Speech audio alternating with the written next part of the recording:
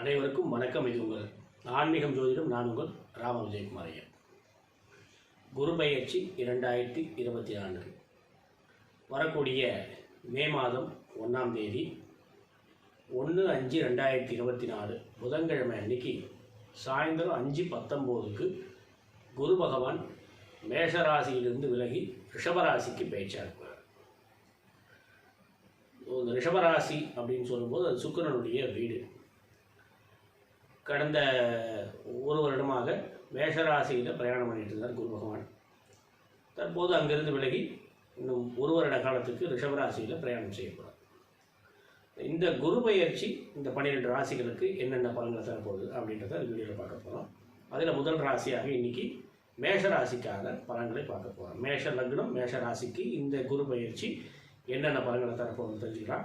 பொதுவாக இந்த கிரக பயிற்சி நான் ஒவ்வொரு வீடியோவும் சொல்கிறோம், எல்லாருமே சொல்லக்கூடிய விஷயம்தான். இந்த கிரக பயிற்சின்றது நாங்கள் கொடுக்கக்கூடிய விஷயம் எல்லாமே பொது பலன் தான். இது முழுசாக அப்படியே நம்ம ஜாதகத்துக்கு அப்ளை ஆகாது. இருந்தாலும் கண்டிப்பாக பாதிக்கு பாதி நிச்சயமாக பலன்களை கொடுக்கும். அது உங்கள் ஜாதகத்தில் இருக்கக்கூடிய குருவின் பலத்தை பொறுத்து இருக்கு. உங்கள் ஜாதகத்தில் உங்கள் லக்னத்துக்கு உங்கள் ராசிக்கு குரு எத்தனாவது வீதியாக வர்றாரோ அது சார்ந்த விஷயங்கள்லாம் கண்டிப்பாக இந்த குரு பயிற்சி பலன்களோடு சேர்த்து கண்டிப்பாக நடக்கும். ஏன்னா அந்த ரிஷபராசிக்குன்னு ஒரு காரகத்துவம் இருக்குது, குருவுக்குன்னு ஒரு காரகத்துவம் இருக்குது. அப்போது அந்த காரகத்துவம் சார்ந்த விஷயங்கள் உங்கள் ஜாதகத்தில் குரு எங்கே இருக்காரோ அது இடம் சார்ந்த விஷயங்கள் பலன்கள் மாறுபடும். ஒரு 40-50% நிச்சயமாக இந்த பலன்கள் உங்களுக்கு கண்டிப்பாக பொருந்தும். பொதுவாக பயிற்சி பலன்கள் எல்லாமே நம்மளுடைய முன்னெச்சரிக்கை, நமக்கு ஒரு உஷார் நிலைப்படுத்தக்கூடிய விஷயங்களை தவிர இதை நினச்சி அப்படியே ரொம்ப பாதகமாக இருக்கும்போது பயந்துட தேவையில்லை, சாதகமாக இருக்கும்போது ஆகாவோன்னு நம்ம சந்தோஷப்படவும் தேவையில்லை. ஸோ குரு அப்படின்னும் போது ஒரு முழு சுபகிரகமாக கருதப்படுது. தேவர்களுக்கெல்லாம் குருவாக விளங்கக்கூடியவர். குருனாலே ஒரு மெத்த படித்த ஒரு ஞானி, ஒரு ஞானம் வாய்ந்தவன் சொல்லலாம். பண்டிதர்களை குறிக்கக்கூடியது. வேதம் சார்ந்த வேதம் விஷயங்களை கற்றுக்கொண்ட ஒரு குரு ஸ்தானத்தில் இருக்கக்கூடிய எல்லாருமே அந்த குருவின் காரகத்துவத்துக்கு வருவாங்க. தங்கம், அதே போல் மஞ்சள் நிற வஸ்துக்கள் எல்லாமே குருவின் காரகத்துவம் வாய்ந்தது. அதே போல் பார்த்தோம்னா நமக்கு குழந்தை பாவத்தை சொல்லக்கூடியது இந்த குரு. அப்புறம் அதே போல் நம் உறவுகள் நம்மளுடைய முப்பாட்டனாரை சொல்லக்கூடியது இந்த குரு பகவான். நமக்கு குருவாக யாரெல்லாம் நம்ம கருதுகிறோமோ, நமக்கு குருவாக யாரெல்லாம் வராங்களோ அவங்க எல்லாருமே நமக்கு குருஸ்தானத்தில் இருக்கக்கூடிய அனைத்து நபர்களும் குருவின் காரகத்தை கொண்டவர். அந்த குருன்ற கிரகம் இவங்க எல்லாமே ரெப்ரசன்ட் பண்ணும். மரம் சார்ந்த விஷயங்கள், அதாவது உட்டன் ஃபர்னிச்சர்ஸ், மரத்தால் ஆன பொருட்கள் எல்லாமே குரு பகவான் தான். தானியத்தில் பார்த்திங்கன்னா இந்த கொண்டக்கடலை, கருப்பு கடலை குருவுக்கு காரகத்துவமாக வரக்கூடியவர். அதே போல் நம்மளுடைய உடல் உறுப்புகளில் பார்த்திங்கன்னா மூக்கு, அந்த ஸ்தானத்தை இது சொல்லக்கூடியது குரு பகவான். வயிறு, இந்த அடிவயிறு சார்ந்த வயிற்று அந்த குறிப்பாக கல்லீரல், இது குருவுக்கு காரகத்துவமாக வரக்கூடியது. ஜீரணம் சார்ந்த விஷயங்கள்லாம் குருவின் காரகத்துவமாக வரும். நம்முடைய கால் பகுதியில் தொடை பகுதியை சொல்லக்கூடியது குரு. ஸோ இந்த குருவின் காரகத்துவம் நிறைய இருக்குது, சொல்லிக்கிட்டே போகலாம். ஆக இந்த ஒரு கிரகம் பயிற்சி ஆகும்போது அந்த கிரகம் சார்ந்த காரகத்துவம் விஷயத்துலையும் நிறைய விஷயங்கள் மாறுபாடு ஏற்படும். காலபுருஷனுக்கு 2ஆம் வீடு சொல்லக்கூடிய ரிஷபத்தில் வரும்போது பார்த்தீங்கன்னா இந்த குருவின் பயிற்சி காலகட்டத்தில் இப்போது இந்த ரிஷபத்துக்கு வந்திருக்கக்கூடிய காலகட்டத்தில் பார்த்திங்கன்னா இந்த டெபாசிட் அப்படின்ற விஷயத்தில் இன்வெஸ்ட்மெண்ட் அப்படின்ற விஷயத்தில் எல்லாருக்கும் பெரும்பாலான ஈடுபாடுகள் நிறைய அதிகமாகும். அந்த டெபாசிட் சார்ந்த அந்த வட்டி விகிதங்களில் நிறைய மாறுபாடுகள் உண்டு. அதெல்லாம் கண்டிப்பாக அந்த குரு பயிற்சி காலத்தில் ஏற்படும். இந்த எஃப்டி, ஆர்டி, அதே போல் மியூச்சுவல் ஃபண்டு, இந்த ஷேர் மார்க்கெட்டு, இதெல்லாம் இந்த மாதிரி விஷயங்கள்லாம் நிறைய ஏற்ற இறக்கங்கள் நிறைய கண்டிப்பாக இருக்கும். ஏன்னா இதெல்லாம் குருவோடைய காரகத்துவம். தங்கத்தோட விலை ஏறி இறங்குறது, மஞ்சளோட விலை ஏறி இறங்குறது, இந்த மஞ்சள் வஸ்துக்கள் இதெல்லாம் விலையேற்றத்தோடு சந்தித்து திருப்பியும் ஒரு சாதாரண நிலைப்பாடெல்லாம் இருக்கும் கண்டிப்பாக இந்த காலகட்டத்தில். ஸோ இதில் இந்த மேஷராசிக்கு இந்த குரு எப்படியான பலன்களை தருவார் அப்படின்னு பார்த்தோம்னா, கடந்த காலங்களில் மேஷத்தில் ஜென்ம ராசியில் இருந்தார், மேஷத்திலே இருந்தார் குரு பகவான். அங்கேருந்து ராசிக்கு 5, 7, 9 சொல்லக்கூடிய பாவங்களை பார்த்து அதற்குண்டான சில பலன்களை கொடுத்துட்டு இருந்தார். இப்போ அங்கேருந்து விலகி 2ஆம் வீட்டுக்கு வரப்பார். தன குடும்ப வாக்குஸ்தானத்துக்கு இந்த குரு பகவான் மேஷ ராசிக்கு பயிற்சி ஆகிறார். ஏற்கனவே சனி பகவான் பயிற்சியாகி 11ஆம் பாவத்தில் இருக்குது, 12ல் ராகு இருக்குது, 6ஆம் இடத்துல கேது இருக்குது. நிறைய மேஷ லக்ன ராசிக்காரர்கள் கடந்த காலங்களில் பார்த்தீங்கன்னா வேலை இல்லாத பிரச்சனைகள் சந்திச்சுட்டு இருக்காங்க. அதே போல் வேலையில் நிறைய பிரச்சனைகளையும் சந்திச்சுட்டு இருக்காங்க. உள்ளுக்குள்ள வேலையிலேருந்து வேலையை விட்டு வெளியும் வர முடியாமல் ஒரு சிலருக்கு வேலை இல்லாத வேலை பறிபோன சூழல்லாம் இருக்குது. ஏன்னா 6ல் கேது இருக்கும்போது நீண்ட கால தடைன்னு சொல்லுவோம். அந்த கேது அங்கேருந்து விலகிற வரைக்கும் அந்த தடை அப்படியே இருக்கும். நோய் நொடி, திடீர் நோய் தாக்கத்தில் கஷ்டப்படுறது, கடன்களில் பிரச்சனைகள் சந்திக்கிறது, இது மாதிரிலாம் கடந்த வருஷமாக இருந்துகிட்டு இருக்கு. இன்னொரு அதாவது கேது பயிற்சி, ராகு கேது பயிற்சி 1.5 வருஷம் இருக்கும். ராகு கேது பயிற்சியாகி ஒரு 4-5 மாதம் தான் ஆகுது. அப்போது இப்போ இந்த 2ஆம் வீட்டுக்கு வந்திருக்கக்கூடிய குரு பகவான் அங்கிருந்து தன்னுடைய பார்வையாக, முதல் பார்வையாக ராசிக்கு 6ஆம் வீட்டை பார்க்குறாரு. அங்கே இருக்க கேதுவும் பார்க்குறாரு, இந்த 6ஆம் வீட்டையும் பார்வை செய்கிறார். அதே போல் ராசிக்கு 8ஆம் வீடுன்னு சொல்லக்கூடிய அஷ்டமஸ்தானத்தை, விருச்சிக ராசியை பார்வை செய்கிறார். முதல் பார்வையாக தன் இருந்த வீட்டிலேருந்து 5ஆம் வீடான கன்னி ராசி, மேஷத்துக்கு 6ஆம் வீடு. ஸோ கன்னி ராசியை பார்க்குறார், விருச்சிக ராசியை பார்க்குறார். அதே போல் மேஷராசிக்கு 10ஆம் பாவம், ஜீவனஸ்தானம் சொல்லக்கூடிய மகர ராசியை பார்வை செய்கிறார்.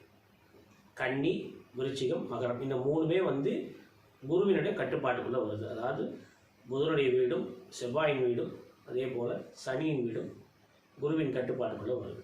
இந்த குரு பயிற்சியின் மூலமாக மேஷராசிக்கு என்னென்ன மாதிரியான பலன்கள் பார்த்தோம்னா, தனகுடும்ப வாக்குஸ்தானத்தில் குரு பகவான் பயிற்சி ஆகும்போது ஏற்கனவே அந்த ரிஷபராசின்னு சொல்லும்போது ரிஷபத்தில் வந்து சந்திரனின் தாக்கம் அதிகமாக இருக்கு. ஏன்னா சந்திரன் வந்து உச்சபலம் அடையக்கூடிய ராசி. அந்த ராசியில் ஒரு நீச்சஸ்தானன்ற ஒரு விஷயமே இல்லை. அங்கே எந்த கிரகமும் நீச்சபலம் அடையாது.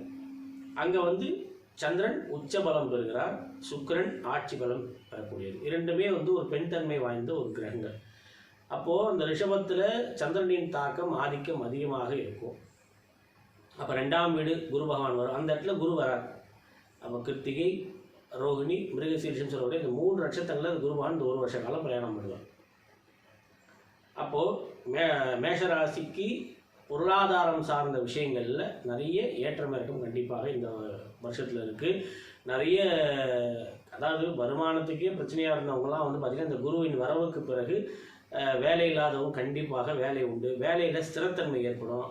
நிலையில்லாத ஒரு வேலையில் இருந்திருப்பாங்க, அவங்களாம் ஒரு பர்மனெண்ட் ஜாபுக்கு போவாங்க.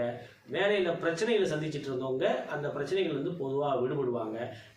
உத்தியோகம் சார்ந்த கோர்ட்டு கேஸ்லாம் வழக்கில் நிலுவையில் இருக்கிறவங்களாம் வந்து அதெல்லாம் சாதகமான தீர்ப்பு வந்து அவங்க பக்கம் நியாயம் இருக்க மாதிரி விஷயங்கள்லாம் கண்டிப்பாக நடக்கும்.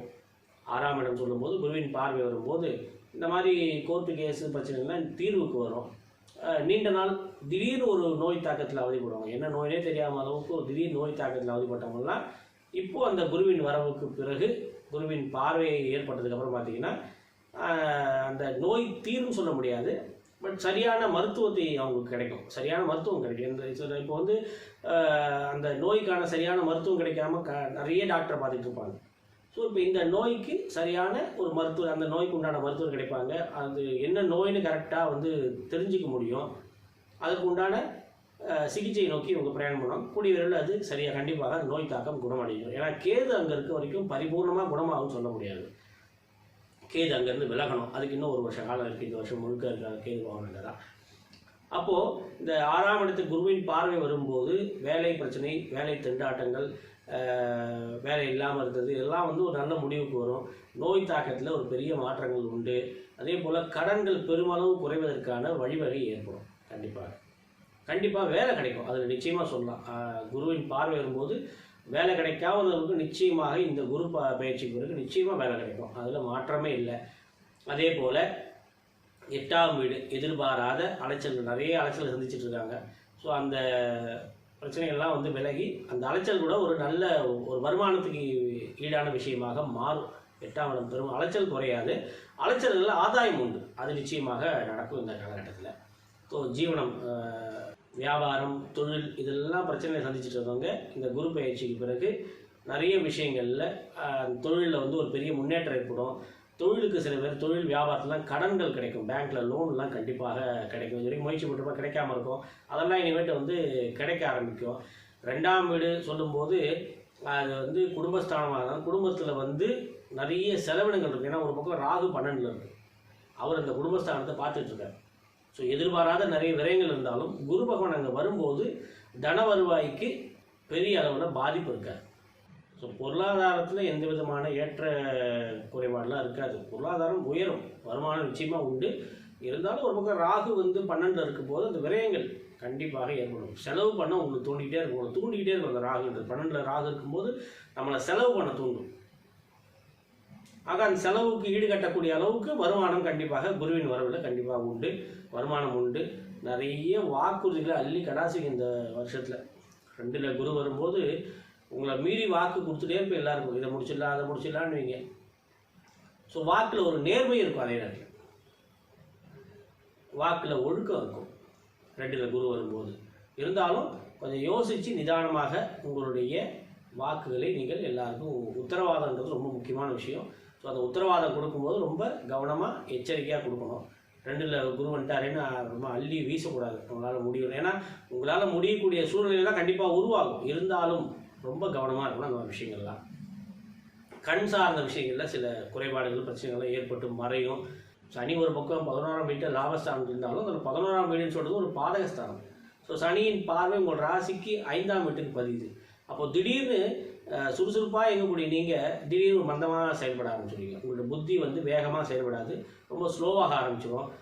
திடீர் குழப்ப நிலைக்கு தள்ளப்படுவீங்க. ஏன்னா இதெல்லாம் 2.5 வருஷத்துக்கு இருக்கும். சனி வந்து இன்னும் 2.5 வருஷத்துக்கு அங்கே தான் இருக்க போகிறார். குரு வந்து இன்னும் 1 நேரம் கழிச்சு அவர் 3ஆம் வீட்டுக்கு போக போகிறார். அதனால் இந்த சனியின் செயல்பாடும் ராகுவின் செயல்பாடும் இப்போதைக்கு குறையாது. அதை மட்டுப்படுத்த தான் இந்த குரு இப்போ இங்கே வந்திருக்கே தவிர பரிபூர்ணமாக அந்த விஷயத்தில் நம்ம வெளில வந்துடுவோம்னா சொல்ல முடியாது. அடிக்கடி குழப்ப நிலைகள் வரும்.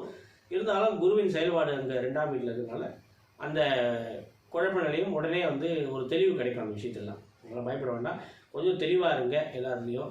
இந்த மேஷ ராசியில் பார்த்தீங்கன்னா இந்த 3 நட்சத்திரங்கள் இருக்குது. அஸ்வினி, பரணி, கிருத்திகைன்னு சொல்லக்கூடிய இந்த 3 நட்சத்திரங்கள் மேஷராசியில் இருக்குது. இந்த குரு பயிற்சி வருவாயில் ஒரு மிகப்பெரிய ஏற்றத்தை கொடுத்தாலும் அலைச்சல்கள் கண்டிப்பாக உண்டு. நோய் பரிபூர்ணமாக குணமடையாது, ஆனால் நோய் தீர்வதற்கான வழி கண்டிப்பாக கிடைக்கும். அதை நோக்கி நீங்கள் பிரயாணம் பண்ண ஆரம்பிச்சிருக்கீங்க. குழப்பமாக இருந்தீங்க, எந்த நோய் தீரவே இல்லைன்னு குழப்பத்தில் இருந்தீங்க, இனிமேல் அந்த குழப்பங்கள் இருக்காது கண்டிப்பாக, அதை நிச்சயமாக சொல்லலாம். அதே போல் உத்தியோகம், வியாபாரம், தொழிலாம் வந்து நல்ல முன்னேற்றங்கள் இருக்கும், அதுலேயும் நீங்கள் பயப்படுதாங்க. ஸோ இப்போது உங்களுடைய குடும்ப நிலை, குடும்பத்தில் பொருளாதார நிலை உயர்வதற்கு மிகப்பெரிய வழி இருக்குது. பொருளாதார ரீதியாக நீங்கள் கண்டிப்பாக உயர தான் போகிறீங்க. அதே நேரத்தில் செலவினங்கள் இருக்குது, அலைச்சல்கள் இருக்குது. ஸோ உணவுலேயும் கவனமாக இருக்கணும்.